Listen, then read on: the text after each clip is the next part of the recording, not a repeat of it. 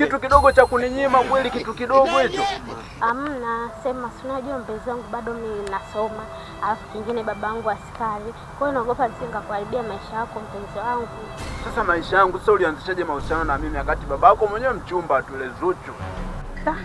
Ana date na binti yangu, alafu bado ananiita mimi mchumba. Mimi au leo namuonyesha kazi. Yaani huyu anafungwa bila kupitia kituo cha polisi. Mimi naweza nikapita naye na wewe pia nikapita na wewe tena. Wewe usijali, wewe kama vipi twende kanipe na wewe. Twende basi. Mimi unaniuzi naye. Kwa utanipa?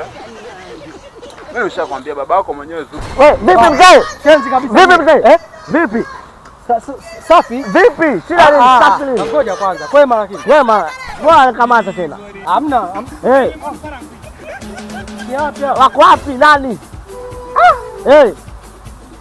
Bwana wale tukifunga upepo. Wewe unakufunga upepo. Sasa vipi shida? Yaani kuna kitu kiko sawa. Wewe unanikamata nafunga upepo jamani. Samani ndugu yangu. Samani sana. Wewe umetokea Kongo? Samani lakini. Shamba langu hapo Kongo. Mimi askari. Kwa hiyo jichanganye nikupasue. Mimi askari. Nina ghadhabu unajua. Wewe. Oho.